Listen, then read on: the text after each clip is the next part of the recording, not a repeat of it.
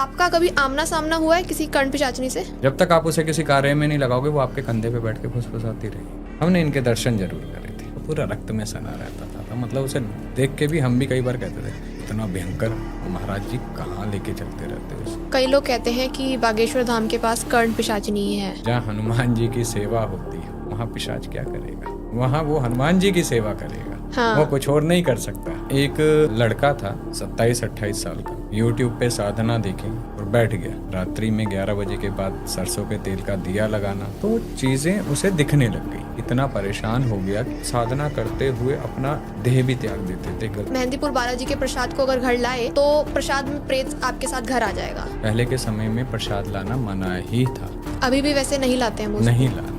शव के ऊपर बैठकर वो साधना होती है, क्या सच में शव खड़ा हो जाता है साधना के समय? उसके ऊपर मंत्र जाप किए जाते हैं तो एक समय ऐसा आता है वो बैठ जाता है। मंत्रों में इतनी ताकत है कि वो ब्रह्मांड को भी रोक सके। कोई रियल एक्सपीरियंस बताएंगे जिसमें हनुमान जी वर्सेस कोई डार्क एंटिटी हो? एक जगह गए थे हम, वहाँ पे डार्क एंटिटी बहुत डार्क थी, तो तब हमने बजरंग बाण का प्रयोग किया। जब वो निकला है तब उसने मुंह खोला है कि मैं वचन तोड़ता हूँ और मैं जाऊंगा, रास्ता बता रहा हूँ। मुस्लिम एंटिटी है, जिन बोलते हैं, आपने देखा है कभी इन एंटिटीज को सर? आपको इन्हें देखना है तो मैं रास्ता भी बता देता हूँ। कोई मस्जिद हो, पुरानी हो, टूटी हुई है। Hello sir, welcome to the podcast.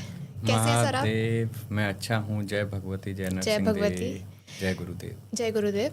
Sir आज हम काफ़ी सारे टॉपिक्स पर बात करने वाले हैं, लेकिन स्टार्टिंग में करना चाहती हूँ थर्ड आई से। जब भी कोई इंसान स्पिरिचुअलिटी में आता है, स्पिरिचुअलिटी की बात करता है, एक गोल रहता ही है कि मुझे ना अपनी थर्ड आई ओपन करनी है। सर आप बताएंगे कि थर्ड आई ओपन कैसे कर सकता है कोई इंसान, और अगर कर ली तो उससे क्या होगा? सबसे पहले तो ये बात समझो कि हमारे शरीर में चक्र कितने हैं। सप्त चक्र का शरीर है ये, ठीक है। मूलाधार, स्वाधिष्ठान, मणिपुरा, अनाहता, ठीक है। उसके बाद विशुद्धि, फिर थर्ड आई आता है और फिर सहस्त्र चक्र आता है। 7 चक्र हो गए। जब तक आप बेस से शुरू नहीं करोगे, आप डायरेक्ट थर्ड आई पे जाओगे तो वो कहीं ना कहीं आपको इफेक्ट करेगा।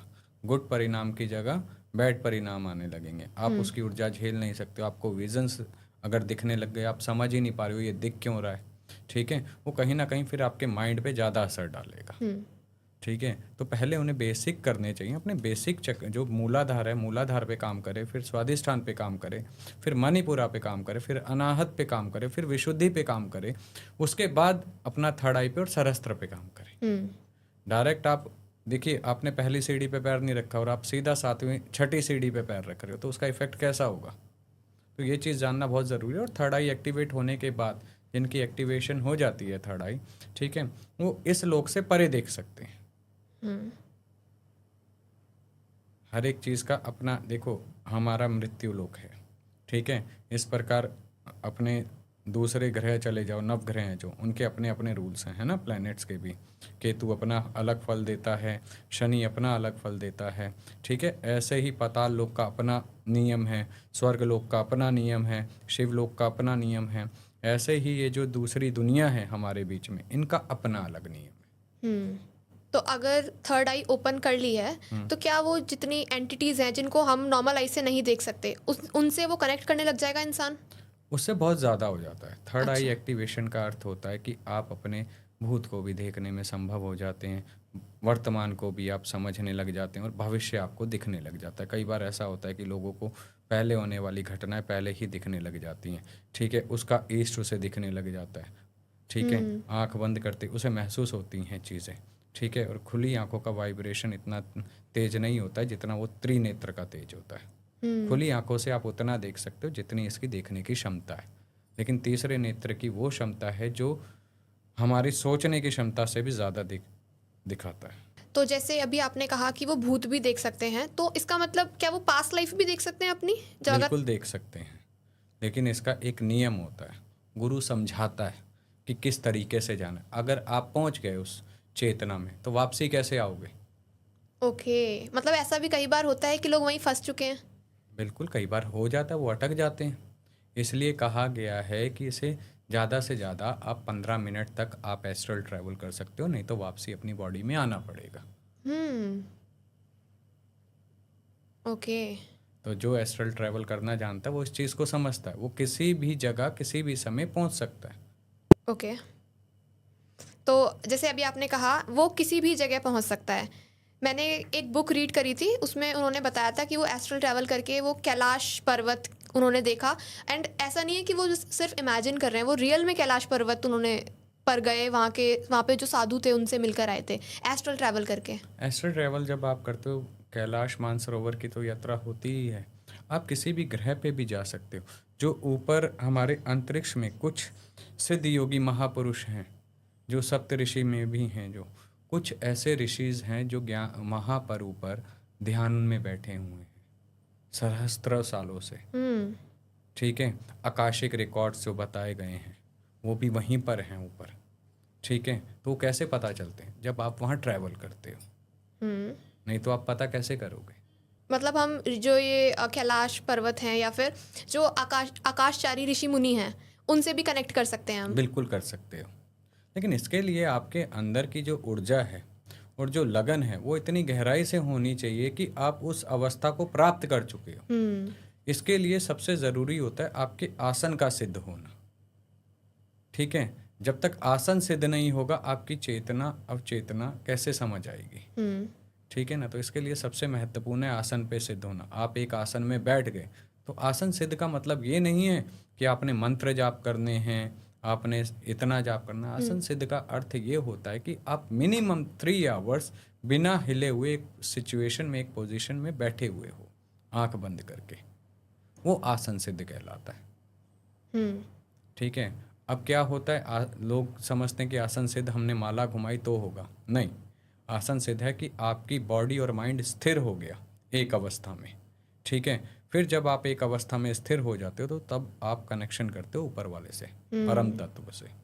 ठीक है ना, जब आप परम तत्व से कनेक्शन करते हो तो आपको अनुभव होने लगते हैं। अब यहाँ क्या होता है, हम आधा घंटा बैठे, या तो पैर सो गया या कहीं इचिंग होने लग गई, तो हमारा ध्यान जो कनेक्ट होना था वो डाइवर्ट हो गया। क्लियर हुआ आपको? जी जी सर, आपने बहुत अच्छे से एक्सप्लेन करा है। सर, यहाँ से मैं कॉन्वर्जेशन थोड़ा सा डाइवर्ट करना चाहती हूँ। आपने अपने पिछले पॉडकास्ट में कर्ण पिशाचिनी के बारे में बहुत इन्फॉर्मेशन दी है, मैंने आपके पॉडकास्ट देखे हैं। तो मैं इस टॉपिक पर तो नहीं जाना चाहूँगी कि कर्ण पिशाचिनी क्या होती है। सर, आपका कभी आमना सामना हुआ है किसी कर्ण पिशाचिनी से? देखिए, आमना सामना की तो बात नहीं है, बट हमारे साथ जो हमारे मित्र थे उनके पास थी ये चीज़। ठीक है ना, तो उसकी जो एनर्जी है ना वो अपने को समझ नहीं आती है। क्यों? कहीं ना कहीं उसका 24 घंटे कान में फुसफुसाते रहना। ठीक है, आप किसी चीज़ को कितना सुन लोगे? जब तक आप उसे किसी कार्य में नहीं लगाओगे वो आपके कंधे पे बैठ के फुसफुसाती रहेगी। ठीक है, आप ईयरबड्स लगा के कितनी देर आप सुन सकते हो भजन को या गानों को या किसी भी चीज़ को जो आप सुनना पसंद करते हो? 1 घंटा, 1.5 घंटा, 2 घंटा, ज़्यादा से ज़्यादा मूवी देख ली तो 3 घंटा। अगर वही चीज़ आपके 24/7 चले तो कैसा होगा? और दूसरी चीज़, वो आपका भूत भवा बता सकती है, भविष्य वर्तमान नहीं बताएगी। अच्छा। तीसरी चीज़, कोई देवी की सेवा करता है, महादेव की सेवा करता है, तो उसके बारे में वो बिल्कुल नहीं बताएगी। अच्छा, ओके। ठीक है, तो ये चीज़ है। अब देवी से बड़ा कौन है? जो जगत जननी है, वो एक पिशाचनी है, उन्हीं के अंतर्गत आती है। उन्हीं की सेवा में भूत प्रेत पिशाच किन के साथ चलते हैं? महादेव और देवी महाकाली के साथ रहते हैं, है ना। तो ये चीज़ समझने वाली है। तो अगर कोई देवी का साधक है या महादेव का साधक है या ऊंची अवस्था के जो हमारे देव देवी हैं, नरसिंह देव हैं, ठीक है ना, त्रिदेव में से कोई भी ले लो आप, हनुमान जी ले लो, ये नहीं, ये दूर से ही उनके भक्तों से दूर रहती है। दूर रहती है, उनके बारे में ना कुछ बताएगी और उनसे दूर रहेगी। अब कई लोग हैं अपने शरीर पे प्रेत बुला के देते हैं बुझा समझते हैं आप? किसी के बारे में बताना। ठीक है, तो अब लोग सोचते हैं वो भगवान बता रहा है, देव बता रहा है, क्योंकि वो उस दुनिया से है, वो आपका हमारा सबका काला चिट्ठा जानते हैं, उनके पास ज्ञान है, इसलिए वो बताते हैं। वो कहीं भी ट्रैवल कर सकते हैं क्योंकि ऊर्जा है वो। ठीक है, ऊर्जाएं 2 प्रकार की बताई गई हैं, एक नकारात्मक, एक सकारात्मक। नकारात्मक के बिना सकारात्मक का अस्तित्व नहीं है और सकारात्मक का नकारात्मक के बिना अस्तित्व नहीं है, ये साइंस भी मानता है। जब आप बिजली का बटन ऑन करते हो तो उसमें एक वायर जो होती है नेगेटिव होती है और एक पॉजिटिव होती है, तो लाइट जलती है, जी। नहीं तो वो भी ना जले। ठीक है, तो दोनों एक दूसरे के पूरक हैं। 3 गुणों को अगर समझोगे आप, एक सतोगुण, एक रजोगुण, एक तमोगुण, यही बैलेंस करते हैं आधार। ठीक है, और ये तीनों गुण किस में आते हैं? रजोगुण आ गए, है ना, राजा महाराजा राजयोग जिसका लिखा हुआ है ना, जो करता है। तमोगुण जो तामसिक शक्तियों के साथ रहता है, उग्र शक्तियों के साथ रहता है, क्रोध जिसे ज़्यादा रहता हो। सतोगुण जो सात्विक तरीके से चलता है। तो ये तो आधार ही है ना चलाने में। असुर शक्ति तमोगुण में थी। जी। अगर असुरों का अस्तित्व नहीं होता, ठीक है, तो आज माताओं के इतने रूप कैसे निकल के आते? रक्त बीज को मारने के लिए देवी पार्वती को काली नहीं बनना पड़ता। जी। ठीक है, महिषासुर को मारने के लिए महिषासुर मर्दनी नहीं बनती। जी। तो हर एक चीज़ के पीछे कोई ना कोई कड़ी जुड़ी होती है। ठीक है, ये चैन है, ये सर्कल है, घूमता रहता है। अच्छा, अभी आपने जैसे कहा कि ये एंटिटीज़ किसी के अंदर आती हैं और वो प्रिटेंड करती हैं कि वो भगवान हैं, देवी हैं। तो आपके पास कोई ऐसा केस है तो बताइए जब आपके सामने ये हुआ हो। हाँ बिल्कुल हुआ है। इसमें अधिकतर छलावा भी काम करते हैं। ठीक है, प्रेत भी काम करते हैं। अब किसी ने एक मुसलमानी प्रेत चलाया हुआ था। ठीक है, अब मुसलमानी प्रेत जो चला हुआ था, ठीक है, वो लड़की पे आके गलत कार्य करना होता है, परेशान करना, है ना, ये सब चीज़ें होती हैं। अब जिस पे बीतती है वो जानता। अब सामने वाला तो कह देता है ये क्या चल रहा है। भगवान ना करे किसी के घर में किसी की बहन बेटी के साथ या किसी भाई के साथ, पुत्र के साथ ये घटनाएं घटे, लेकिन जिसके घर में ये चीज़ें जाती हैं या बिगाड़ती हैं तो पता चलता है कि क्या होता है। फिर उसमें क्या है, अगर आपको इन चीज़ों से सुरक्षित रहना है तो वाराह अवतार हैं जो विष्णु भगवान का, उनकी सेवा करनी चाहिए। ओके। हाँ, वाराह अवतार से मुसलमानी तंत्र बिल्कुल दूर रहता है। ओके। हाँ इसका कोई पर्टिकुलर रीज़न है? बिल्कुल है। वारा को वो अच्छा नहीं समझते हैं, वारा उनके में नापाक है। This is the reason. अभी जैसे हमने इन एंटिटीज़ की बात करी है, आपने कभी कर्ण पिशाचिनी को देखा है कि वो दिखती कैसे है, उसकी अपीयरेंस कैसी है? देखो, हर एक चीज़ ना ये जो होती हैं, इनका असली मूल रूप देखोगे तो बहुत भयावह है, लेकिन अगर कई बार ये दर्शन में दिख जाएं तो बहुत सुंदर भी हैं। अच्छा, हाँ, 2 रूप होते हैं। वो बदलने में सक्षम होते हैं। अब वहीं डाकनी आप का अगर मैं बताऊं तो डाकनी के जो बाल हैं ना, ठीक है ना, वो पैरों से नीचे हैं और दिगंबर स्वरूपा है। ठीक है, और देवी को बहुत प्रिय है। अच्छा। हाँ, डाकनी, शाकनी, हाकनी, इनकी हर एक का ना अपना जोन है, हर एक की अपनी ताकत है।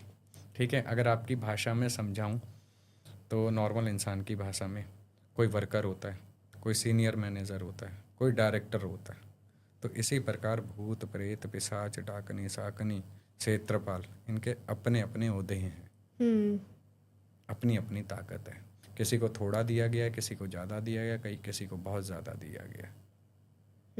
और साधक एक ऐसा है जो इन सब को अपने साथ लेके चलता है। हाँ, तो अभी जैसे आपने इन एंटिटीज़ की बात करी है, आप डाकिनी और हाकिनी के बारे में बताएंगे कि ये क्या होती हैं और इनका क्या काम होता है? जैसे आपने बताया इनको एक पर्टिकुलर काम सौंपा जाता है। डाकनी देखिए, माँ के अंश से निकला हुआ ही एक उनका स्वरूप है। उन्हीं के साथ रहने वाली उनकी सहचारनियाँ कह लो, ठीक है, उनकी सेविका कह लो। ठीक है, डाकनी वो शक्ति है। ठीक है, और हमारे तंत्र शास्त्र के अनुसार हमारे लिए वो पूजनीय है। ठीक है, उसमें इतनी क्षमता होती है कि वो ब्रह्मांड की ऊर्जा को भी इधर उधर कर दे भगवती के आशीर्वाद से। ओके। हाँ, वो किसी भी चीज़ को करने में समर्थवान है, चाहे वो ब्रह्मांड में हो या वो मृत्यु लोक पे हो, वो इतनी ताकतवर होती हैं। ओके। एंड हाकिनी? हाकनी उसी के साथ रह चलती हैं। ये तीनों एक साथ चलती हैं। ठीक है ना। और ये इसके बाद योगनियाँ आ जाती हैं आपकी। 64 योगनियाँ बताई गई हैं, और हर योगनी अपना अपना, जैसे किसी को पैसा चाहिए, किसी को अट्रैक्शन चाहिए, हर योगिनी का अपना दायित्व है। और योगिनियाँ माँ की एक सहचारणी सहेलियाँ बताई गई हैं, ठीक है। ये माँ के साथ चलती हैं। इनमें दो मुख्य होती हैं, अज्ञा और विज्ञा। हाँ, ये योगिनियाँ हो गई। अब इसी के साथ साथ तंत्र का छोटा सा थोड़ा सा ज्ञान दे देता हूँ, क्योंकि जी। डीप जाना मना होता है तंत्र के बीच में, क्योंकि शिव ने स्वयं बताया गया है हमारे तंत्र शास्त्र में कि इसे को पात्र को दें, पात्र को मत दें। पात्र को जो ये ज्ञान देता है, इसकी गहराई समझाता है, वो इसका फल जरूर भोगता है। एक जनरल नॉलेज के लिए बेसिक नॉलेज होनी चाहिए, लेकिन इसके डीप का ज्ञान नहीं देना चाहिए। तो इसी में ये 52 वीर आ जाते हैं, ठीक है, जो माँ के आगे चलते हैं, माँ की सेवा करते हैं। हर एक माँ का अपना एक वीर होता है, ठीक है। नरसिंह देव का नारसिंह वीर है, ठीक है। काली माँ का कलवा वीर है, ठीक है। हरिया वीर है, ठीक है। तो ऐसे ये वीर होते हैं। ओके। मसान का मसानिया वीर है, ठीक है। कालिया मसान वीर है। ये अधिकतर लोग इनको वीरों को जो चलाते हैं, ये अधिकतर गलत कार्यों के लिए चलाए जाते हैं। क्योंकि जब इन्हें सिद्ध किया जाता है तो वचन यही लेते हैं, इन्हें भोग प्रसाद पे उतारने के बाद वचन ये लिए जाते हैं, जो कार्य बोलूँगा तू करेगा। और वचनों का बहुत बड़ा खेल होता है। एक बार वचन में बंध गए तो चाहे वो सही हो चाहे वो गलत हो, उन्हें वो करना ही पड़ेगा। लेकिन इसका कर्म का फल कौन भोगता है? साधक। ओके। आज मैंने कोई चीज़ सिद्ध कर रखी है या मेरे साथ कोई आशीर्वाद है, मैं उसे सही में चलाऊंगा या गलत में चलाऊंगा। चला तो मैं रहा हूँ, जी। बुद्धि मेरी काम कर रही है। उसे वचन में लेके अगर मैं ज़बरदस्ती कुछ उससे गलत करवा रहा हूँ और वो कर रहा है, तो वो अपना रास्ता ढूंढेगा भी आपसे निकलने का, ठीक है, और आपको फंसाएगा भी कहीं। ओके। कहाँ फंसाएगा? अब कोई उससे बड़ी एंटिटी लेके बैठा है, वो उसके वहाँ फंसा देगा। आप गलती से उधर की तरफ चलाओगे, वो उसे बांध के फ्री कर देगा। ओके। तो वो वहाँ से मुक्त हो गया ना, क्योंकि ये एंटिटियाँ भी नहीं चाहती गलत में चलें। इन एंटिटीज को सिद्ध वैसे पैसों के लिए करते हैं लोग, फेम के लिए करते हैं? ये ना एक नशा होता है, हमारी लाइन में इसे नशा कहते हैं। हर एक को एक ऊर्जा चाहिए अपने साथ, ठीक है। हमारे में पैसा नशा नहीं होता है, हमारे में नशा होता है ऊर्जा किसके पास कितनी है, ठीक है, कितने पॉजिटिव हैं कितने नेगेटिव हैं। यहाँ शक्ति प्रदर्शन लोग ज़्यादा करते हैं, ठीक है, और शक्ति प्रदर्शन नहीं करना चाहिए, सेवा करनी चाहिए जी। ठीक है। आपके पास आई, आपने सेवा करी, आपने सिद्ध किया, आपने अपने कर्म से सिद्ध किया, लेकिन अब उसे सही जगह पे लगाना सीखना चाहिए। और सही जगह ही लगाना चाहिए। सही जगह ही लगाना चाहिए। और लगाना क्यों? देखो, एक समय ऐसा आता है हमारा शरीर भी छूट जाता है, एंटिटियाँ भी मुक्त हो जाती हैं, ठीक है ना। तो फिर बांध के क्यों रखना? अपने मोक्ष के लिए बढ़े, और तंत्र का मार्ग मोक्ष का बताया गया है, एंड गोल। हाँ, तो मोक्ष का रास्ता पकड़ो। धीरे धीरे सब चीज़ें छूट जाती हैं। आज आप साकार मूर्ति की पूजा कर रहे हो, जब आप धीरे धीरे आपका लेवल अप होगा, आप निराकार की तरफ बढ़ जाओगे, निराकार से एकांत में चले जाओगे, एकांत से कंदरा में विराजमान करोगे, फिर संसार आपको सिर्फ देवी में लगेगा। और जब देवी में लगता है तो कुछ चाहिए क्या? जी बिल्कुल। अच्छा, जैसे अभी हमने इतनी सारी एंटिटीज़ की बात करी है, बागेश्वर धाम के जो धीरेन्द्र कृष्ण शास्त्री जी हैं, वो काफ़ी लोग बोलते हैं कि उनके पास कोई एक एंटिटी है, उन्होंने सिद्ध कर रखी है, वो उनको बताती है। आपकी राय जानना चाहती हूँ मैं। आपको क्या लगता है क्या एंटिटी है? फिर मैं आपको जवाब दूंगा इसका। मुझे तो लगता है उनके ऊपर हनुमान जी की कृपा है, एंड वो बताते हैं। हाँ जी। उनके दादा गुरु की उस स्थान पे समाधि है, ठीक है ना। दादा गुरु का आशीर्वाद है, ठीक है। हनुमान जी की कृपा तो साथ में है ही, सीताराम की कृपा भी है, लेकिन उन्होंने अच्छे के लिए किया, चीज़ों को अच्छा किया, है ना, लोगों को एक मार्ग दिया, है ना। तो वहाँ पर जो भी चीज़ है जो आप सोचते हैं वो कृपा है, आशीर्वाद है। कई लोग उसे सिद्धि मानते हैं, ठीक है, वो उसके गुरुओं का आशीर्वाद है। उन्होंने उस तप से कमाया, उस साधना से कमाया और पॉजिटिव रखा, गलत में नहीं लिया, तो आज वो वहाँ तक हैं।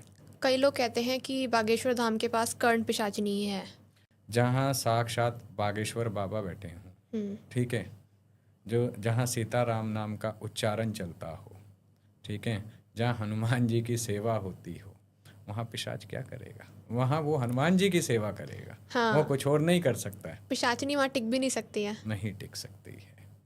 हम्म। तो ये भ्रांतियां हैं, जितना मर्जी फैला लो। देखो सच तो यही है ना, जो सच है, जहाँ सकारात्मक ऊर्जा है वहाँ नकारात्मक नहीं रहेगी। हम्म। ठीक है, तो ये चीज़ें समझने वाली हैं।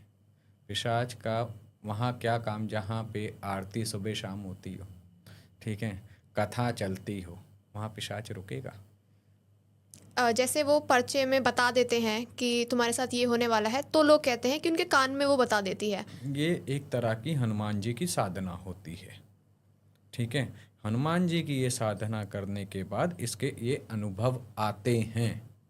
ठीक है, तो ये हनुमान जी की कृपा से प्राप्त होता है। ये कोई पिशाच विशाच नहीं बताता, ये हमारे तंत्र शास्त्र के हिसाब से ये हनुमान जी की साधना है। आप कह रहे हैं उन्होंने हनुमान जी की ही साधना कर रखी है। जी, उनको देखकर लगता भी है कि उनके ऊपर हनुमान जी की ही कृपा है। जी।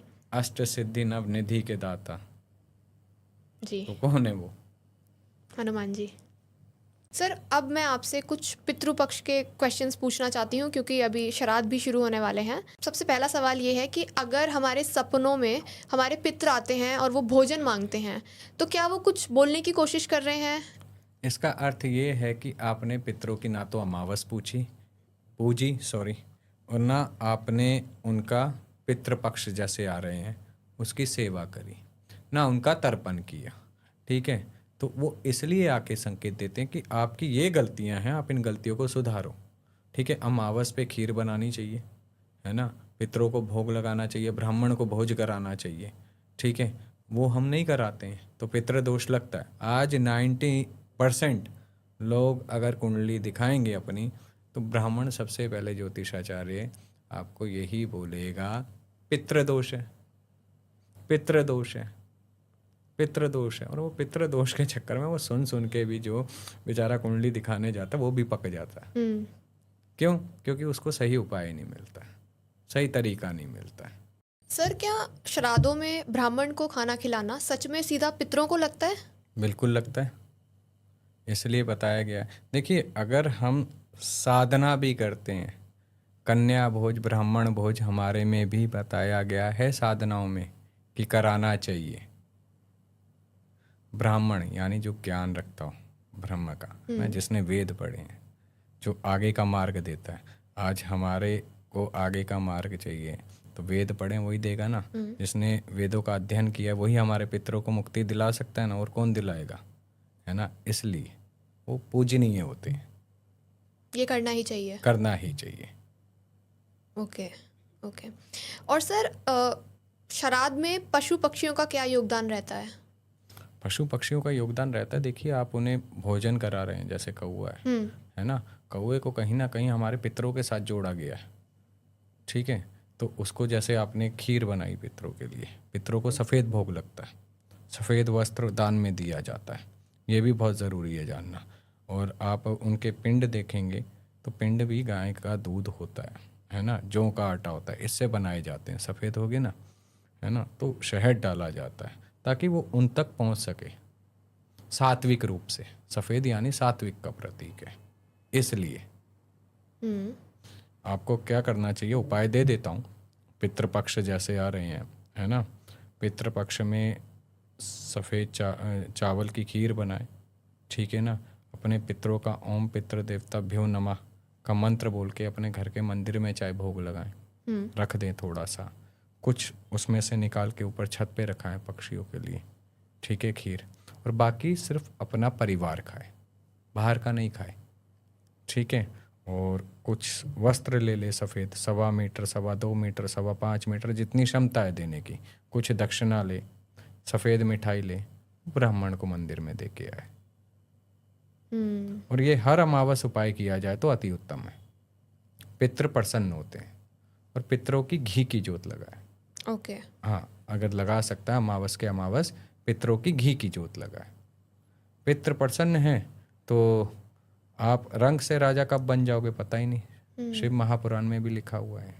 पितरों का बहुत बड़ा स्थान है, इसलिए पितृ देवता भ्यो कहा गया है, मतलब उन्हें देवों की योनि दी गई है, संज्ञा दी गई है। लेकिन जो हम गलत कार्य कर, देखिए कोई गलत कार्य किया किसी ने, वो मृत्यु को प्राप्त हो गया, प्रेत योनि में चला गया। अब उनको सही दिशा देने के लिए, उनकी मुक्ति के लिए, ठीक है, हम ये पितृ पूजा करते हैं। ओके सर, कैसे पता लगेगा कि पितरों की मुक्ति नहीं हुई है? देखिए वो तो कुंडली है, कुंडली आप दिखाते हैं तो उसमें ज्योतिष देख के बोल देता ना पितृदोष लगा हुआ है, या किसी साधक के पास जाओगे, साधक देख के बोल देगा पितृदोष लगा हुआ है, जाके इलाज कर ले, ठीक है, तो पता चल जाता। तो सर, श्राद्ध के समय क्या पितरों को सिर्फ याद कर लेना काफ़ी है या कुछ करना ही ज़रूरी है? याद किया आपने, वो बात ठीक है, लेकिन एक जो नियम पद्धति हमारे शास्त्रों की बनी हुई है, उसे करने में क्या बुराई है? उसे फॉलो करेंगे। आपने याद किया, ख़त्म हो गया, लेकिन आपने उसे नियम से किया, उसका रिजल्ट तब मिलेगा ना आपको। आपने सोचा कि मैं गाड़ी ले लूं, ठीक है, उदाहरण के तौर पे, आनंद आ गया आपको? सोचने मात्र से नहीं आया, लेकिन जब तक आप लोगे और उसे चलाओगे फिर आपको कैसा लगेगा। दोनों में फ़र्क है ना, ये फ़र्क है। ओके और सर, श्राद्ध में दान की क्या इम्पोर्टेंस होती है? दान देखिए पुण्य बताया गया है हमारे शास्त्रों में, महापुण्य। कन्यादान भी है, दान कई प्रकार के हैं, कन्यादान भी है, भूमि दान भी है, ठीक है, सोना दान भी है। पहले के समय में सोना भी तो दान दिया जाता था, ठीक है। और कई कई साधक ऐसे हैं जिसने अपनी साधना करी और अपने इष्ट को ही समर्पित कर देते, तेरा तुझको समर्पित। ये हमारे कर्मों को, हमारी आत्मा को शुद्ध रखते हैं, हमें सकारात्मक रखते हैं, हमारे अंदर अहम नहीं आने देते कि मेरा मेरा मेरा। दान करके आप कभी दान करिए या पक्षियों को दाना खिलाइए, आप उस दिन देखिए आपकी ऊर्जा बदली होगी, अंदर से एक पीस फील करोगे आप, पॉजिटिविटी आएगी।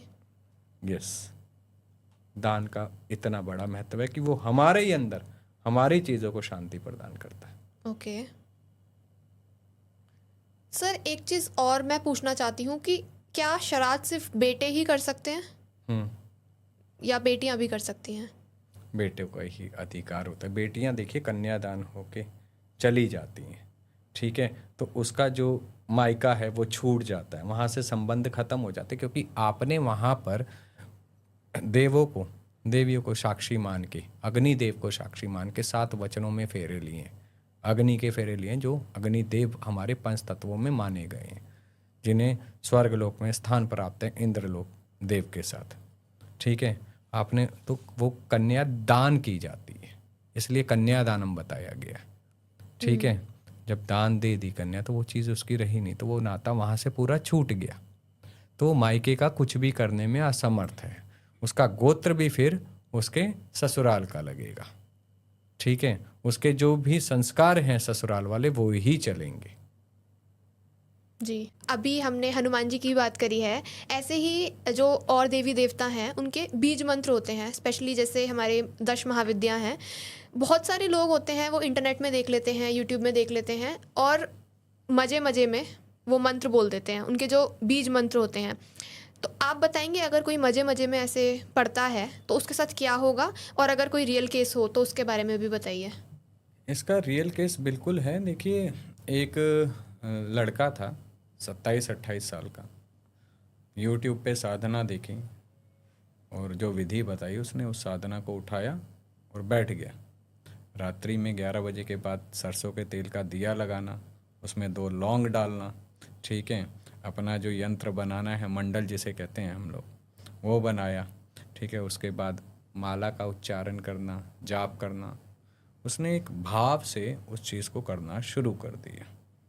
जब करना शुरू कर दिया, ना तो गुरु हैं ना पूर्ण ज्ञान था, तो वो चीज़ें उसे दिखने लग गई। अब जब दिखने लग गई तो वो उन चीज़ों से इतना परेशान हो गया कि वो उसको कहीं ना कहीं डिस्टर्ब करने लग गई। उसका माइंड जो सकारात्मक जगह पे काम करना था वो काम करना बंद कर गया, ठीक है। और जब बोलने लगा तो वो डर डर के बोलने लगा, हकलाते हुए, जो जैसे मैं आज एकदम अच्छे से बात कर रहा हूँ, आपको उत्तर दे रहा हूँ, वो ऐसे बात करने लगा, मेरे को ऐसा दिख रहा, वो डर इतना बैठ गया कि वो उससे उभर नहीं पाया। तो इनका कहीं ना कहीं ज्ञान होना ज़रूरी है। तंत्र अपने में वो रहस्य में है कि जो अपने अंदर असीम ब्रह्मांड की ऊर्जाओं को छुपा के बैठा है। ठीक है, कौन सी तार को छेड़ के आप कौन से बटन को ऑन कर देते हो ये आपको नहीं पता है, और उसका इफेक्ट क्या होता है, कहीं ना कहीं आपको उसका हर्जाना किसी ना किसी रूप में दिया जाता है। अब तो इतना, पहले के समय में अगर आप देखोगे, अगर आप समझोगे साधनाओं के क्षेत्र को, तो पहले के समय में यहाँ तक होता था कि व्यक्ति ऑन द स्पॉट साधना करते हुए अपना देह भी त्याग देते थे, गलती हो जाती थी तो। ठीक है, आपने मंडल तोड़ा नहीं, घेरा तोड़ा नहीं, आप मृत्यु को प्राप्त हुए नहीं। इसलिए तंत्र को दो धारी तलवार के या कहा गया है कि अगर आपको उस पर चलना है तो बहुत संभल के पैर रखना होगा। आपने गलती करी नहीं कि आप सीधा उसका दंड भुगतोगे, उसमें माफ़ी नहीं है। और सबसे बड़ी बात यह है कि आज का जो युवा पीड़ित है वो तंत्र को देख के बहुत ज़्यादा आकर्षित हो रहा है कि हमें तंत्र में आना है, हमें साधनाएं करनी है। साधना एक जन्म दो जन्म का खेल नहीं होता है, साधना कई कल्पों से चलती है और हर एक को गुरु धारण करने पड़ते हैं। आपको विद्या का ज्ञान लेना है, विद्या जाननी है, तो जब हम स्कूल जाते हैं तब भी हम मास्टर बनाते हैं, टीचर बनाते हैं, गुरु बनाते हैं। आप तो वो रहस्य जानने जा रहे हो जो ब्रह्मांड को लेके बैठा है। ठीक है, और उसमें अगर आप गलती करोगे तो हर्जाना देना पड़ेगा। तो ये तंत्र सबके लिए नहीं है। मैं तो सबको एक ही बात कहता हूँ, भक्ति करो, तंत्र में मत आओ। तंत्र में आओगे नुकसान कहीं ना कहीं आपको एक समय पे हो जाएगा। तंत्र आपकी ज़िंदगी आपसे मांगता है। ज़िंदगी कैसे मांगता है? आपका परिवार छूटेगा, आपके अपने छूटेंगे, आपका मोह छूटेगा। ठीक है, आपको कोई चीज़ पसंद नहीं आने लगेगी। ठीक है, आपको कोई कुछ बोलेगा तो वो ऊर्जा यहाँ बैठी रहेगी, और कब आप कुछ बोलोगे और सामने वाले का गलत होगा। ठीक है, आपको लोग समझ नहीं आने लगेंगे, आपको लोगों की भीड़ समझ नहीं आने लगेंगी। ठीक है, आपको एकदम एकांत कर देता है। तो छूट गया सब जी। क्या रहा जिंदगी में? सिर्फ माला और आपका इष्ट। तो तंत्र में वही पैर रखे जो स्वयं को भूलना चाहता हो, अपने अस्तित्व को मिटाना चाहता हो, अपने शरीर को, इस देह को मिटाना चाहता हो। जी। तो तंत्र ये नहीं है। आप तंत्र में जो जिस हिसाब से सोच रहे हो वो तंत्र है ही नहीं। तंत्र एकांत कर देता है, शांत कर देता है, उसे समझ नहीं आता। अनुष्ठान में बैठता है तो उसे कोई नहीं चाहिए आसपास, खुद बनाएगा, खुद पकाएगा, खुद खाएगा। ये नियम है जी। आज साधना है। आप फेसबुक पे ले लो, आप इंस्टाग्राम पे रील ले लो, ठीक है, आप यूट्यूब पे साधनाएं ले लो, आप गूगल पे सर्च करो मेरे को इस देवी की साधना करनी है तो वो पूरा लिख के दे देंगे। ठीक है, तो वो नियम कहाँ रहा है जो शिव ने दिया था? राइट। जी। और जब नियम से आप नहीं कर रहे हो, जो भगवान शिव ने नियम बनाए आप नहीं कर रहे हो, आप उठा के कर रहे हो, आपने यूट्यूब से देख के करी, आपने यहाँ इंस्टाग्राम से किसी से ली, ठीक है, तो वो आपको नुकसान 100% देगी। जी।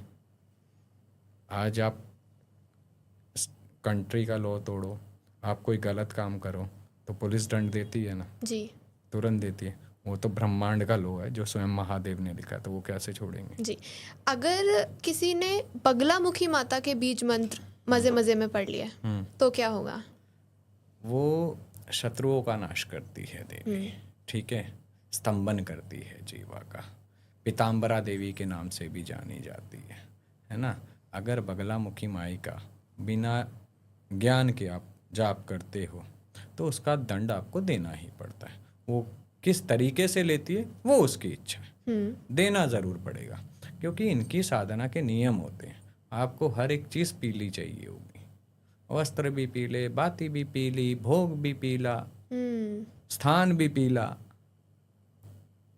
ठीक है, तो इनकी हर एक चीज़ पीली होती है, इसलिए इन्हें पीताम्बरा देवी भी कहते हैं। अब कई लोग क्या करेंगे, इनके में लाल लगा देंगे। तो तंत्र जहाँ सही करना है वो रिवर्स बैक भी मारता है। तो नुकसान क्या हुआ? तो हर एक चीज़ का ना एक अपना नियम है, हर देवी का अपना एक रूप है, उसका एक नियम है, उसकी एक पूजने की पद्धति है। इसलिए मैं सबको कहता हूँ गृहस्थी को कि नव दुर्गा की पूजा करो। जी। सबसे उत्तम है। तंत्र की देवियों को, तंत्र के देवों को आप लोग मत छेड़ो जी, जब तक आपके पास अच्छे गुरु नहीं है, ज्ञान नहीं है। मेरे पॉडकास्ट में एक आए थे, उन्होंने बताया था कि हस्बैंड वाइफ थे, उन्होंने गूगल से निकाल कर बगलामुखी माता के बीज मंत्र मजे मजे में उन्होंने जाप करना शुरू करा था। तो कुछ दिन बाद उनको जो मरे हुए लोग थे वो दिखने लग गए थे, बार बार उनके पास, मतलब पूरे उनको रूम में दिखते थे, मतलब वो उनसे कनेक्ट करने की कोशिश करते थे। वो बहुत ज़्यादा परेशान हो गए थे, मतलब कि हमने गलती कर दी है, बट मतलब लाइफ उनकी ख़राब हो गई थी पूरी। तो उसका निवारण क्या निकला? निवारण वो उनके पास गए थे, फिर उन्होंने निवारण जो भी निकाला होगा। चलो बट अच्छी बात है, किसी का निवारण होना चाहिए, इसलिए तंत्र की शक्तियों को नहीं छेड़ना चाहिए। जी। ठीक है। अब जैसे वो दिखे थे तो इसमें आसन बंधन होता है, घेरा बंधन होता है, दिशा बंधन होता है, स्थिर शरीर बंधन होता है। तो इस चीज़ का भी तो ज्ञान होना चाहिए। आपने मंत्र बीज मंत्र पढ़े, बीज क्या है? सीड। आपने उसे बोया अपने अंदर, और अब आप उसे खाद और पानी और ऊर्जा कैसे दे रहे हो? जाप करके। ठीक है। और जब वो वृक्ष बनेगा तो उसकी शाखाएं कहाँ तक फैलेंगी आपके अंदर? आपको उसको संभालने योग्य हो? अगर आप संभालने योग्य नहीं हो तो आपका शरीर फाड़ते हुए निकलेंगे। तो फिर क्या होगा? मृत्यु को ही प्राप्ति होगी। तो समझना चाहिए। जी। सर, मैं आपसे एक चीज़ और पूछना चाहती हूँ कि जब भी हम मेहंदीपुर बालाजी की बात करते हैं, वहीं पर ही भूत प्रेत वर्ड भी आ जाता है, क्योंकि वहाँ पर उनका निवारण होता है, जिनके ऊपर भी भूत लगा होता है वो हट जाते हैं। लेकिन एट द सेम टाइम लोग बोलते हैं कि वहाँ का प्रसाद जो है उसको लेकर घर नहीं आना चाहिए, वरना मेहंदीपुर बालाजी के प्रसाद को अगर घर लाए तो प्रसाद में प्रेत आपके साथ घर आ जाएगा। तो आपका क्या कहना है? पहले के समय में होता था, अब तो शायद ले आते हैं लोग। पहले के समय में प्रसाद लाना मना ही था। अभी भी वैसे नहीं लाते हैं मोस्टली। नहीं लाने हैं, है ना। और दूसरी चीज़ क्या है कि अगर देखिए आपके साथ किसी के भी साथ कोई गलत नेगेटिव ऊर्जा है, हैवी ऊर्जा है, जब आप बालाजी महाराज के क्षेत्र में ही आगमन करेंगे ना, तो वहीं से पीछे हट जाती है, उसे आभास हो जाता है मोस्टली। अच्छा। हाँ। और जो जिन्हें आभास नहीं होता है, जो जिद्दी प्रकार की होती हैं, फिर उन्हें वहाँ बांधा जाता है। वो इतनी बड़ी शक्ति है बालाजी सरकार। और वहाँ ये हकीकत है, वहाँ प्रेतों का बहुत अच्छा निवारण होता है बालाजी की कृपा से। कई लोग ठीक होके भी आए हैं, ऐसा नहीं है। तो प्रसाद लाना चाहिए वापस या नहीं? नहीं लाना चाहिए। नहीं लाना चाहिए। नहीं, आप उनकी बाउंड्री क्रॉस करोगे। कई आपको अनुभव बता देते हैं। एक स्टोरी सुन लीजिए। जी। कुछ व्यक्ति थे, उनके घर में किसी सदस्य पे कोई दिक्कत थी, एक परिवार पे। तो उन्हें किसी ने भेजा था कि आप वहाँ बताओ। अभी ये हमें किसी ने बताया था, जो हमसे मिलने आया था, उनके घर में ही दिक्कत थी। तो अब तो वैसे ही मिलने आए थे, हमसे कोई काम नहीं था। तो जब उनके दिक्कत थी तो वो कह रहे हम बालाजी सरकार गए थे मेहंदीपुर। मैंने कहा बहुत अच्छी बात है। तो मैंने कहा क्या हुआ? कह रहे जब इसे लेके जा रहे थे तो रास्ते में इसे पता चल गया था, और इसने मतलब इतना हल्ला किया, गाड़ी में टिकने से मना कर दिया। हाँ। और कह रहे जब इसने हाथ चलाए तो हमारा यहाँ से फटा, यहाँ से फटा, टाके भी दिखाए उसने। ठीक है। कह रहे बड़ी मुश्किल से लेके गए थे। उसको पहले ही पता लग गया था कि वहाँ तो मार पड़ने वाली है। हाँ। कई बार क्या होता है, आप किसी चौकी दरबार में गए या कहीं जाते हो, आप अपना इलाज करवाने जाते हो, किसी के पास नेगेटिविटी एंटिटी होती है ना। आप देखिएगा जब वो जाते हैं तो शरीर में कुछ नहीं होता, सामने वाला कह देता है ही नहीं। कई बार वो चीज़ें इतनी शानी होती है वो जाती नहीं है।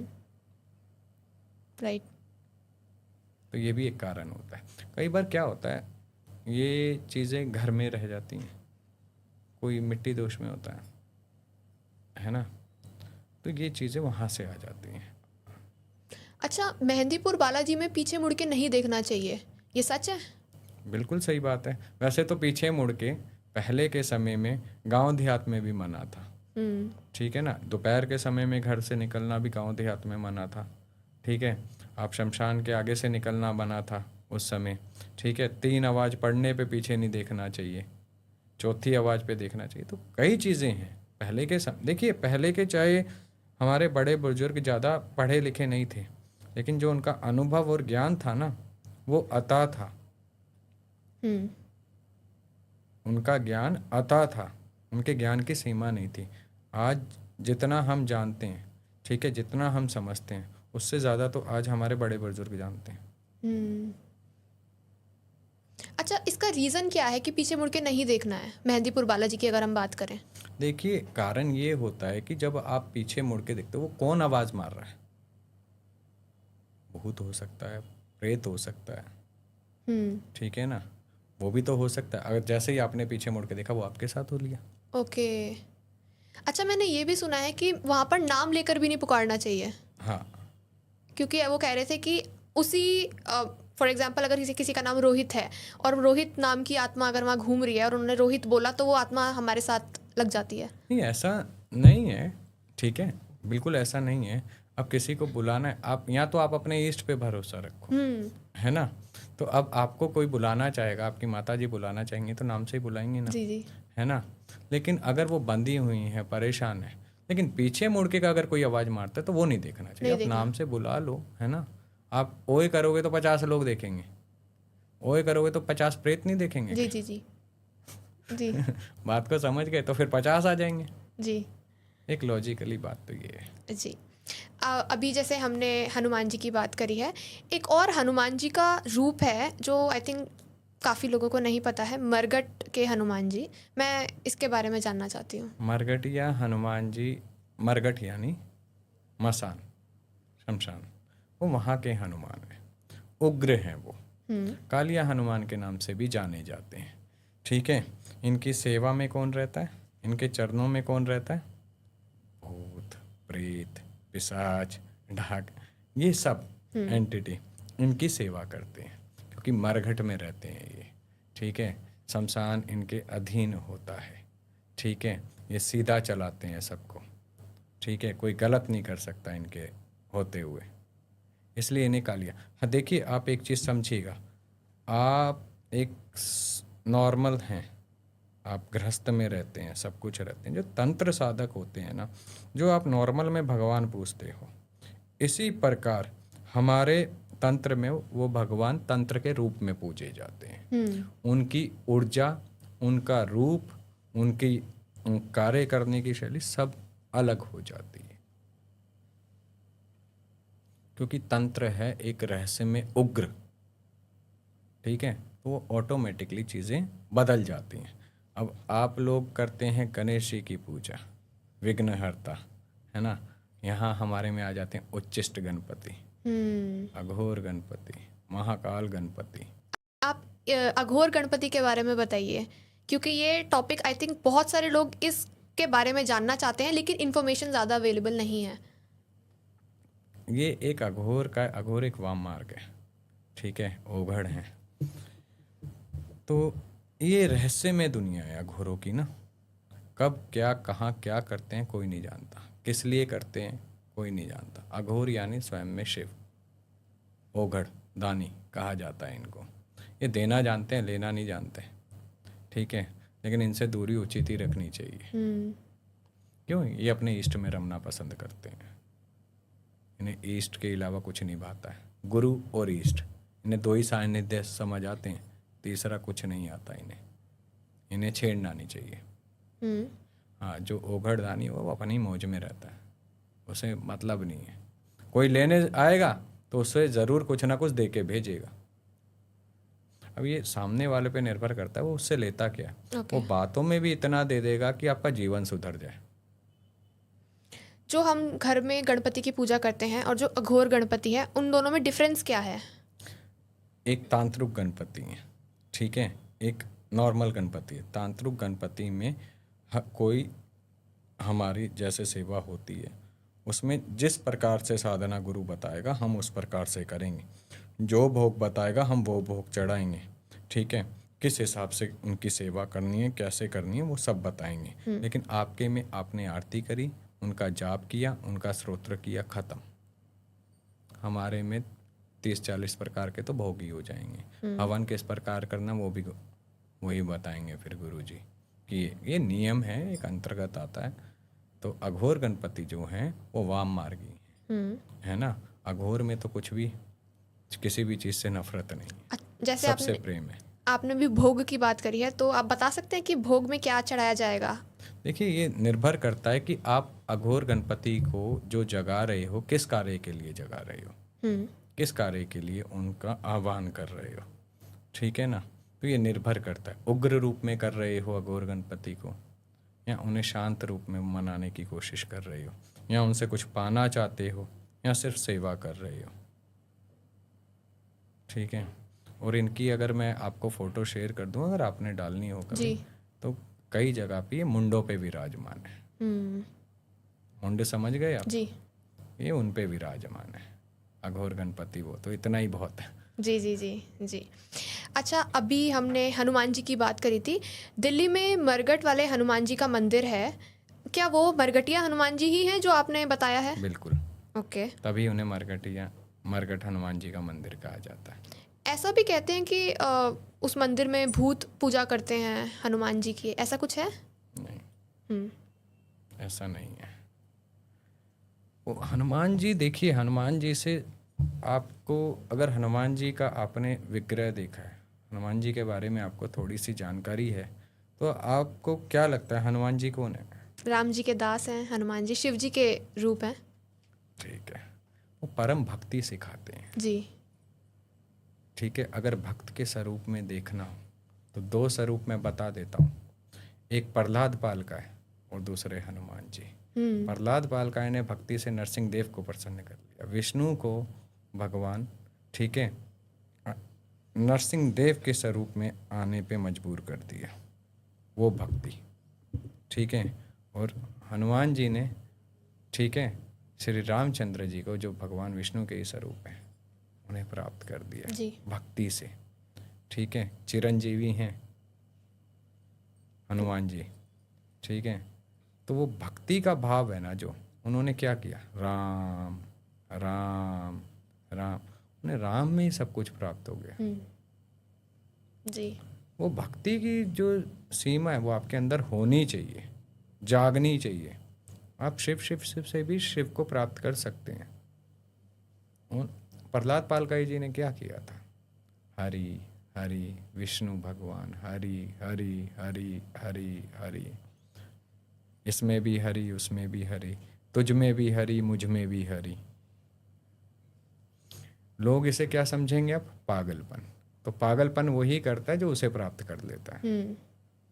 समझदार तो अक्सर कहता है हाँ धूप बत्ती करी, काम पे जा रहा हूँ, लेट हो रहा हूँ। जो पागल होगा वो वहां से उठेगा ही नहीं। जी। सर, मैं ना एक बुक रीड कर रही थी, उस बुक का नाम ही अघोरा था। सर, उस बुक में मैंने शव साधना के बारे में इंफॉर्मेशन दे रखी थी। सर, मैं आपसे पूछना चाहती हूँ, शव साधना होती क्या है? पहले आप यही बताइए। देखिए, ये बहुत रहस्य में है, ठीक है ना। ये आपने पढ़ा या किताब में जिसने लिखा, ठीक है, वो तंत्र शास्त्र की तो नहीं होगी, है ना। किसी ने अघोर के बारे में जानना चाहा, उस पद्धति को जानना चाहा, उसने उस पर रिसर्च किया और किताब में डाल दिया। तो इसका तो अगर देखा जाए तो इसका तो विच्छेद होना चाहिए कि आप उस नियम को आप सार्वजनिक नहीं कर सकते, जैसे शिव ने खुद नियम से में बांध रखा है। ठीक है, तो एक तरह की साधना होती है जो अघोर मार्ग में, है ना, वामाचार मार्ग में अंतर्गत आती है। ये समय था, होती थी। अब जैसे जैसे समय बदलता जा रहा है, चीज़ें बदलती जा रही हैं, साधना पद्धति बदलती जा रही है। ठीक है, आज के समय में शव कहाँ से लाओगे साधना करने के लिए? कहाँ से लाओगे? नहीं ला सकते। पहले के समय में समय कुछ और था, साधनाएं कुछ और थी। अब साधनाएं भी देखिए, पहले के गुरुओं पे जो ज्ञान था ना, और जो शक्तियाँ थी, जो सिद्धियाँ थी, आज उसकी 10% भी नहीं है।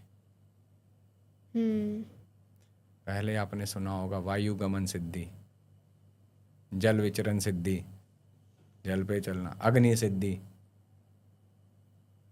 जी। वाक सिद्धि, स्वपन सिद्धि, और आज कितनी है? जी। तो सर, जैसे बोला जाता है कि जैसे हम शव साधना की बात कर रहे हैं, तो शव के ऊपर बैठकर वो साधना होती है, तो सर क्या सच में शव खड़ा हो जाता है साधना के समय? मंत्र देखिए, जब उसके ऊपर मंत्र जाप किए जाते हैं तो एक समय ऐसा आता है वो बैठ जाता है। अच्छा। वो ताकत है, मंत्रों में इतनी ताकत है?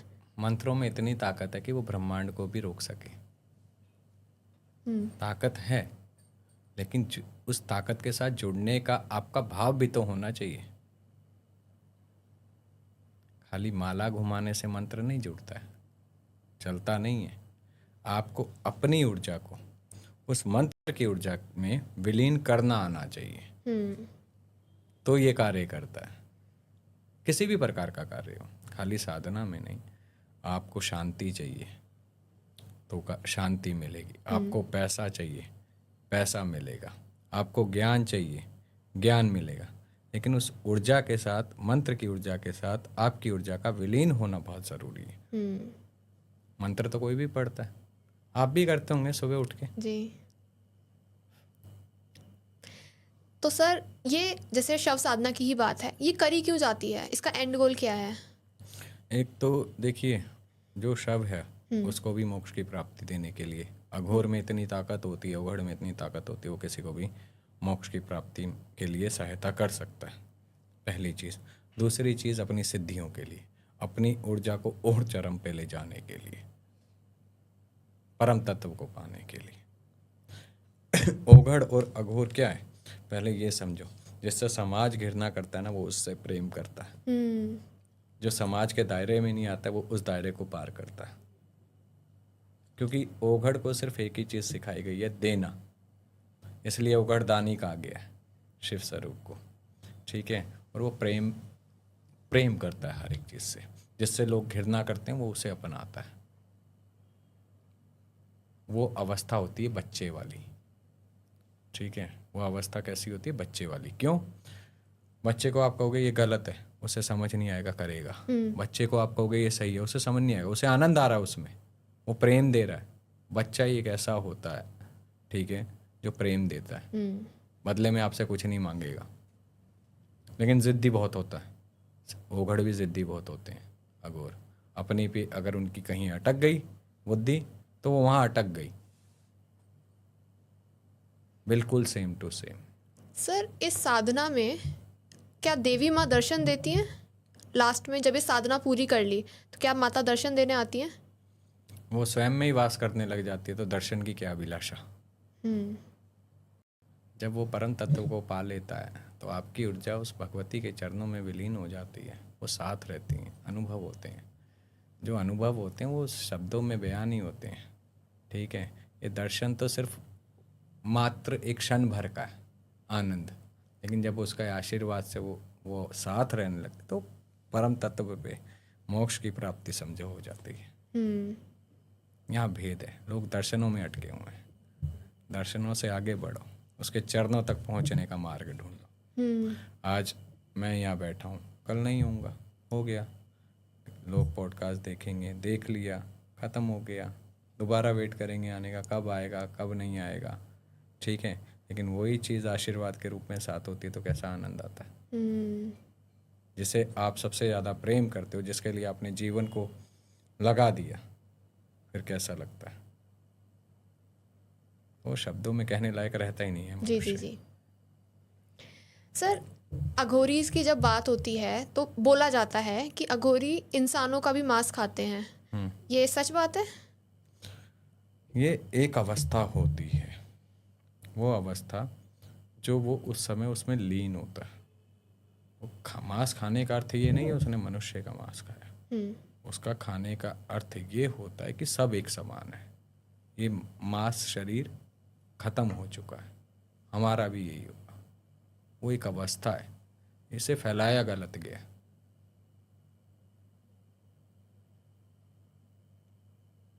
मतलब वो खाते हैं? ओके। उसमें मतलब वो ये नहीं करते कि ये इंसान का मांस है, या तो घृणा शब्द उनकी उससे हट अघोर जाता है। मल मूत्र से भी घृणा नहीं करता है। उसे बदबू खुशबू में कोई फर्क नहीं पता होता, सब एक समान है उसके लिए। वो अघोर, उसके लिए सत्य सिर्फ एक ही है, शिव शक्ति। उसके लिए परम सत्य एक ही, भस्म। भस्म लगाने का अर्थ ये होता है शरीर पे कि वो हर रोज उस चीज़ को याद करता है कि हमने भी एक दिन इसी में जाना है। वो अपने सत्य को अपनी आंखों से देखता है। भस्म का अर्थ ये नहीं होता है कि हम किसी को डरा रहे हैं, हम किसी को बता रहे हैं। वो स्वयं की चेतना को जागृत रखता है कि हम भी ऐसे ही एक दिन पड़े होंगे।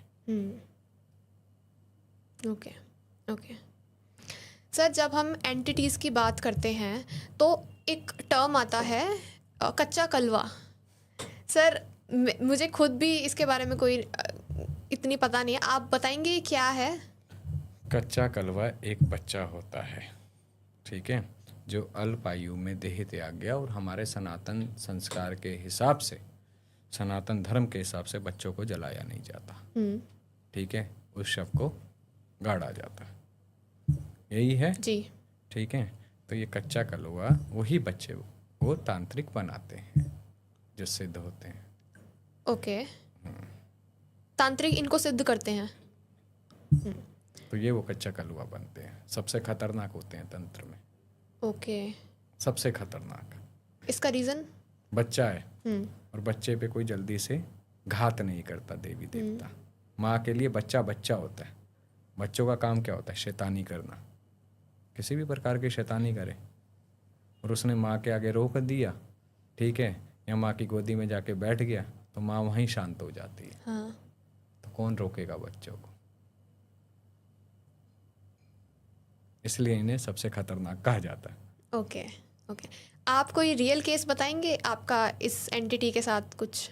ऐसा मेरा कोई इसके साथ रियल केस तो नहीं है, बट जिनके सानिध्य में हम रहे थे, ठीक है, हमने इनके दर्शन जरूर करे थे, इतना अच्छा। कहूँगा। कि दिखने में कैसे होते हैं ये? वो था रक्ती कलवा, ओके। रक्त में पूरा सना हुआ।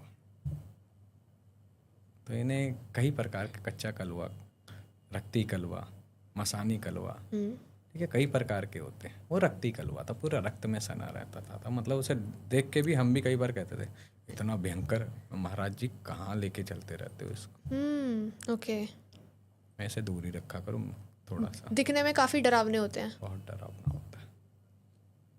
आप किसी चीज़ को पूरा रक्त में लिपटे हुए देखोगे कैसा लगेगा? कमज़ोर दिल वाला तो बेचारा वैसे ही। तो ये वो चीज़ है। ओके सर, जब हमने मूवीज़ में काफ़ी देखा है ये चीज़ कि जब भी ब्लैक मैजिक की बात होती है तो एक वुडू डॉल बना दी जाती है और उसको पिन मारी जाती है और जिस इंसान की वो डॉल होती है उसको वहाँ पर पेन होता है। ये सच में होता है? वुडो ये आया कहाँ से? ये अफ्रीकन चलन था, ठीक है, ग्रामीण विद्या है वहाँ की, ठीक है, और जो करते हैं वो भी किसी न किसी रूप में जो ग्रामीण देवी को पूजते हैं, ठीक है, और ये बहुत ख़तरनाक होता है। अभी तो इतना अच्छे से इसके बारे में कोई नहीं जानता है, ज़्यादा जानकारी नहीं है, बहुत कम लोग करते हैं, ठीक है, लेकिन अब कोई अपने तरीके से ही करता है। लेकिन वुडो जो पर्टिकुलर वुडो होता था, ठीक है, उसमें फ़ोटो को लगाना अंदर, ठीक है, साथ में मांस रखना, ठीक है, साथ में वस्त्र रखना, बाल रखना, कई चीज़ें होती थी। फिर उसे बांधा जाता था मंत्रों के द्वारा, ठीक है, तो जिस पर्टिकुलर हिस्से पे वो सुई लगती थी उसे वहीं पेन होगा। ओके। बहुत भयंकर रहता है। कोई रियल केस बताएंगे आप काले जादू का जिसमें ऐसा ही करा हो किसी के साथ?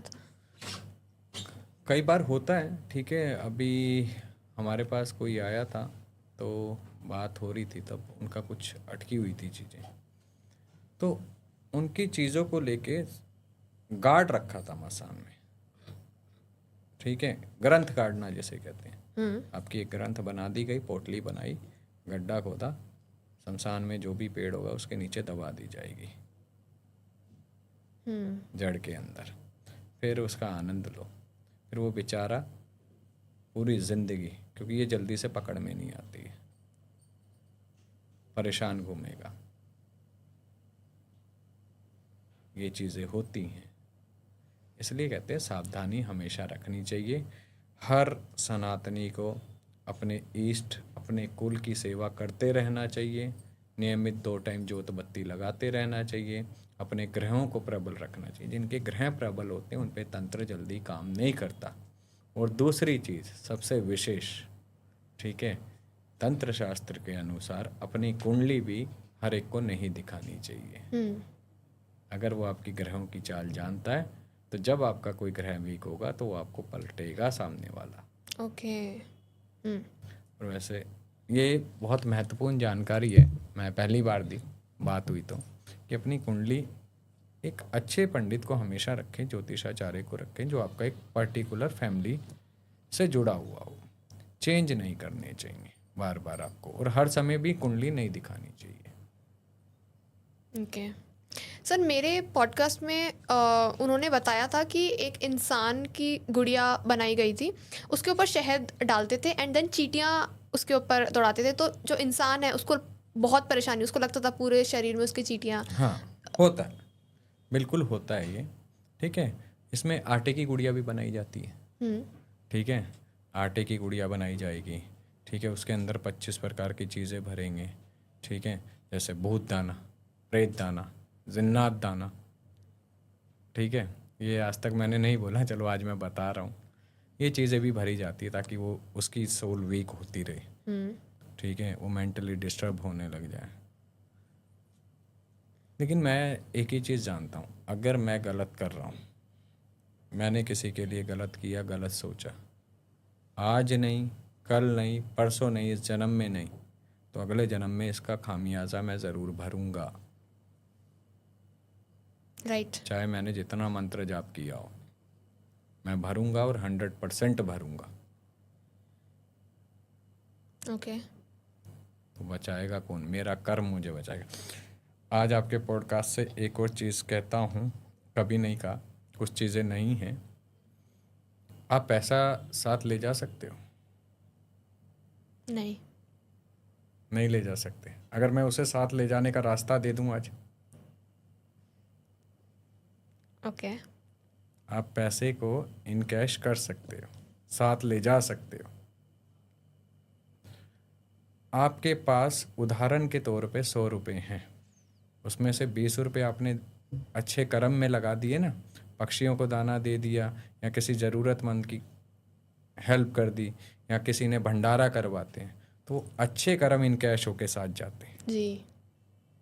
तो पैसे को कैश करने का भी तरीका होता है, साथ ले जाने का भी तरीका है। आपने उसे सही कर्मों में लगाया है तो आपका कर्म आपके साथ जाएगा। जी। जी। सर, जैसे अभी हमने ब्लैक मैजिक की बात करी है, सर आप ये बताएंगे कि एक इंसान के ऊपर ब्लैक मैजिक हो रखा है, इसके क्या लक्षण हैं? इसके लक्षण मैंने पहले भी कई बार बताए हैं। ठीक है, मैं फिर बता देता हूँ कि डॉक्टरी रिपोर्ट जब कराते हैं नॉर्मल आएगी। ठीक है, लेकिन बीमारियां शरीर से नहीं जाएंगी। ठीक है, गुस्सा हर समय रहेगा, सुनना पसंद नहीं करेगा सामने वाले की बातों को, आंख मिला के बहुत कम बात करेगा। ठीक है, और कहीं ना कहीं उसे एक अजीब सी स्मेल आसपास आती रहेगी। उसे ऐसा लगेगा कोई पास से गुजरा है या कोई साथ में खड़ा है। और कईयों को तो ऐसा भी महसूस होगा कि उनकी चेस्ट पे कोई बैठा हुआ है, कोई गला दबाने की कोशिश कर रहा है, और कईयों के थाई पे नील के निशान पड़ जाएंगे। ठीक है, तो ये सारे लक्षण होते हैं। ओके। नीचे पैरों में दर्द रहना। ठीक है, और पेट एकदम टाइट रहेगा कई बार, लेकिन डॉक्टर ही जब रिपोर्ट करवाएंगे आप, वो एकदम नॉर्मल आएगी। ओके। ओके।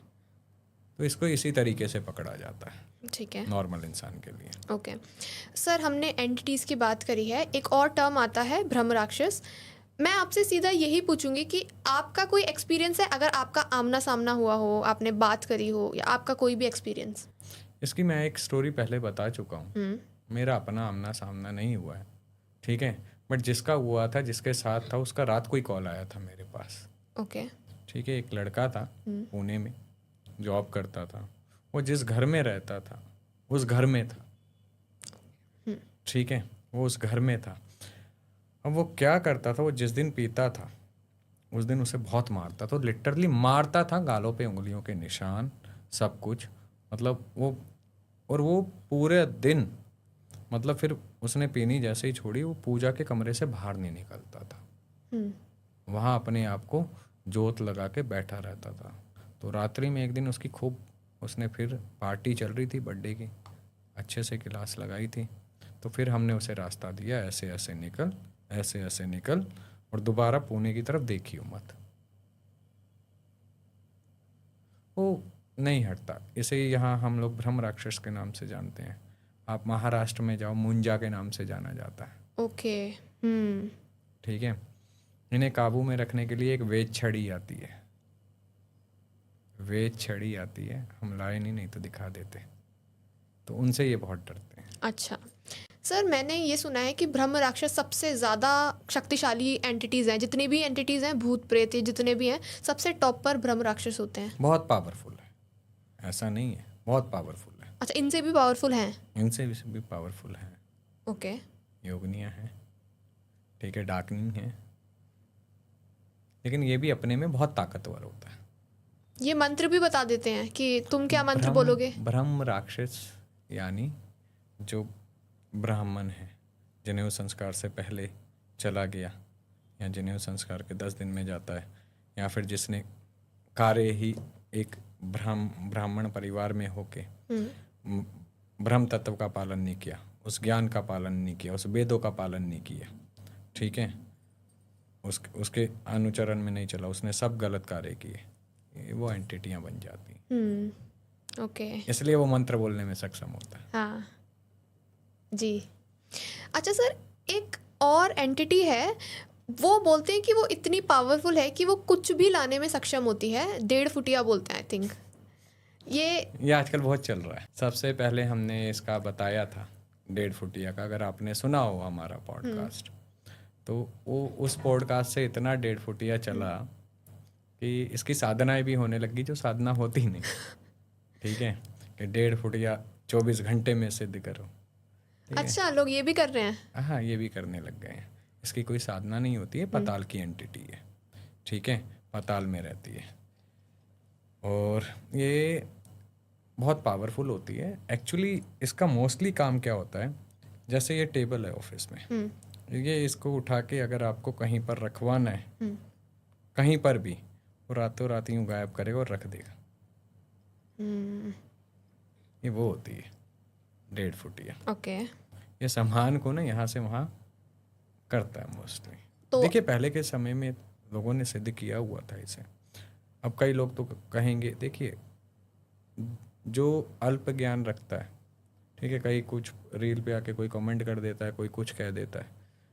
आप अगर किसी क्षेत्र में हो, आप मैनेजर हो, तो मैनेजर के बारे में मैं नहीं जानता हूँ, है ना, मेरे को पता ही नहीं है, तो मैं क्या जवाब दूंगा, मैं कुछ भी लिख के आ जाऊँगा। ठीक है, तो 99% आजकल लोग यही करते हैं। जिन्हें इस चीज़ का ज्ञान नहीं है, वो कुछ भी आके कमेंट करते हैं, कुछ भी रील टैग करते हैं, कुछ भी कहीं भी बनाते और डाल देते हैं। लेकिन उन मूर्खों को इतना समझ आना चाहिए कि अगर हम कुछ शब्दों का उच्चारण भी कर रहे हैं ना, कुछ लिख भी रहे हैं, तो वो कर्म का हिस्सा है, कहीं ना कहीं भुगत के तुम्हारे ऊपर आएगा। इसलिए वाणी को भी बड़ा नियंत्रण में रख के बोलना चाहिए। जी, जैसे आपने कहा वो कोई भी सामान उठाकर कहीं भी रख सकते हैं, तो अगर उनसे पैसों की डिमांड की जाए 1.5 फुटिया, वो भी कहीं से भी लाकर आपको दे देगा? आप बताएंगे, चीज़ बताएंगे, यहाँ इतना है, वो कर देता है। पहले करता था। तो सर 1.5 फुटिया का पॉलिटिक्स में भी यूज़ होता है? इसका तो पता नहीं कि पॉलिटिक्स में यूज़ होता है या नहीं, बट पहले के समय में इसका उपयोग ऐसे किया जाता था, सामान इधर से उधर करना। ठीक है, ये हड्डी के स्वरूप में भी मिलता था। ठीक है, ये 2 स्वरूपों में पाया जाता है, दूसरा मैं नहीं बताऊंगा। ओके। हाँ, कारण क्या है कि फिर वो ज़्यादा हो जाएगा, फिर कोई ना कोई पॉडकास्ट में आके फिर वही चलाएगा। ठीक है ना, तो ये आगे बढ़ जाती हैं। कुछ चीज़ें मैं इसलिए नहीं बोलता हूँ क्योंकि वो चीज़ें आगे फिर बढ़ने लगती हैं और फिर वो नियम का खंडन होता है। सर जैसे अगर हम सिर्फ 1.5 फुटिया की बात ना करें, वैसे क्या इन इविल एंटिटीज़ का पॉलिटिक्स में यूज़ होता है?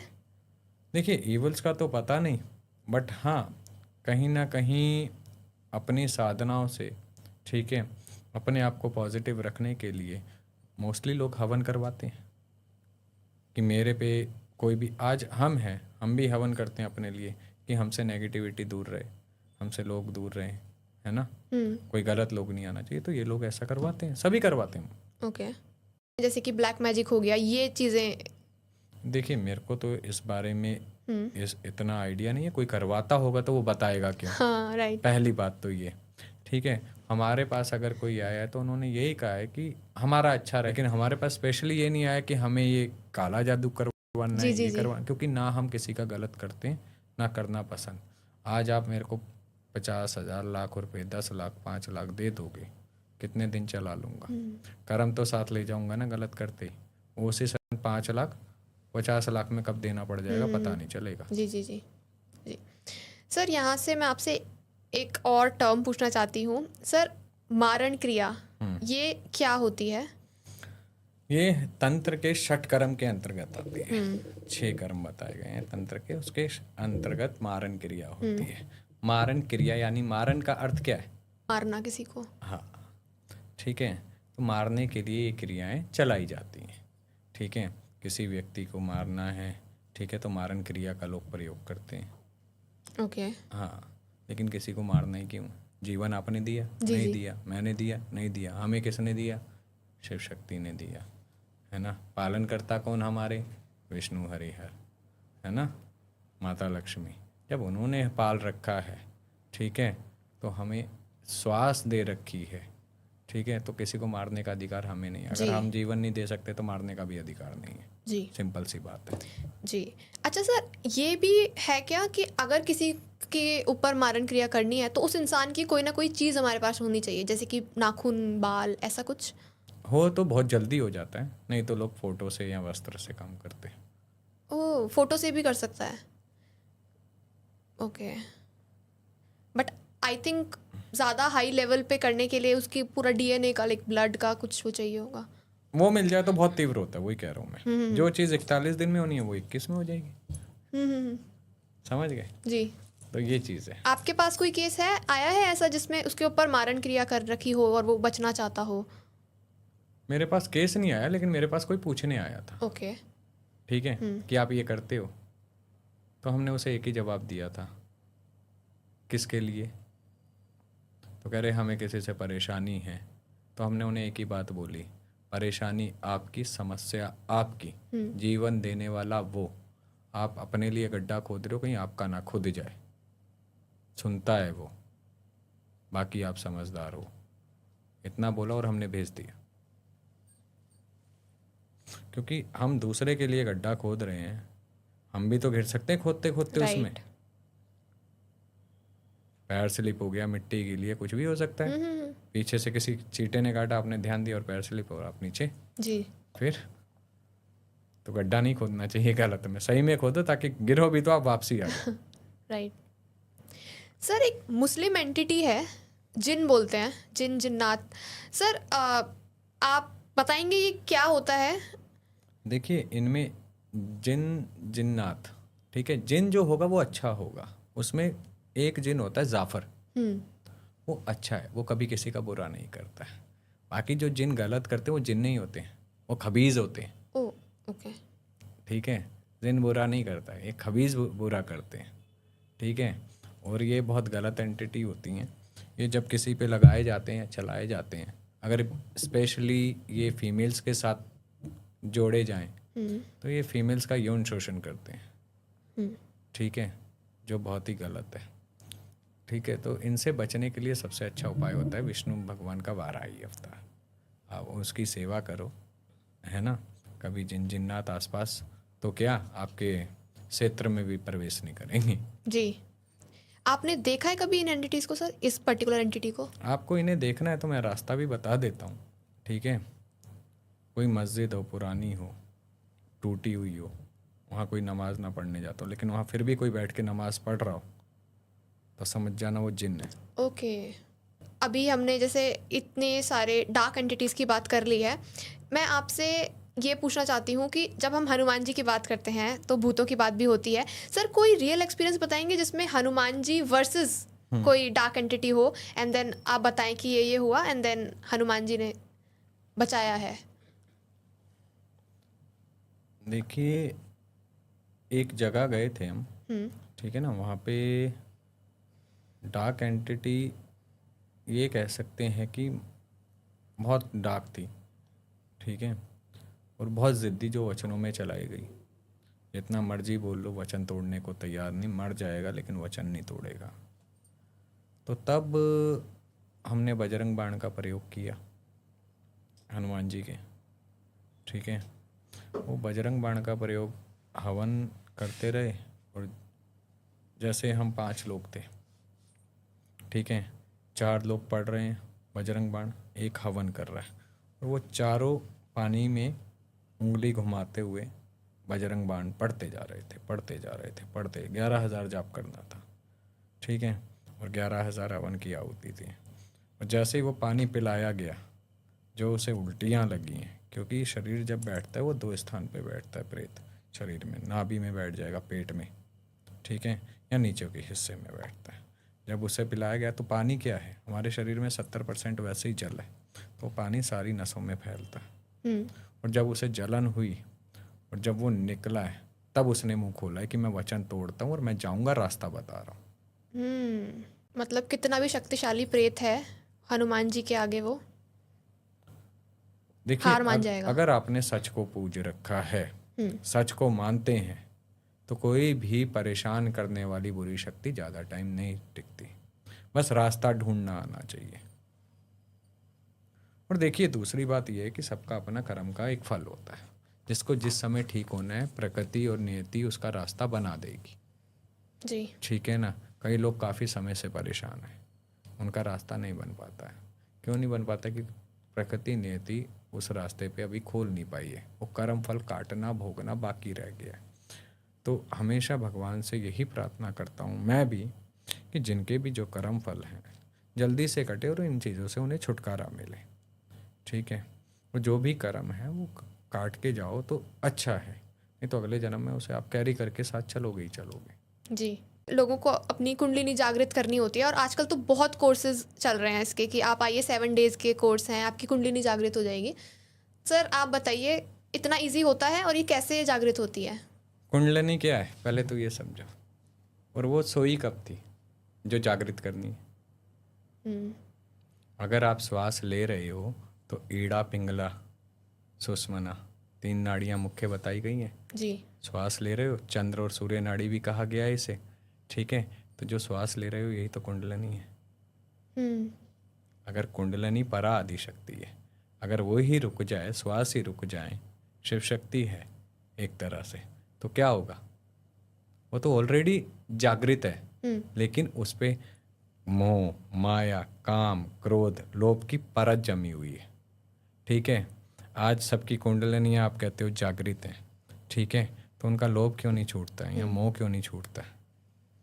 ठीक है, सब में वही है। कुंडलिनी जागृत होने के बाद उसका ईष्ट का वास हो जाता है उसके अंदर, और जब ईष्ट का वास हो जाता है तो ईष्ट उसे सब कुछ देता है, उसे किसी के पास जाने की ज़रूरत नहीं पड़ती, मांगने की ज़रूरत नहीं पड़ती। वो कुंडलिनी शक्ति है।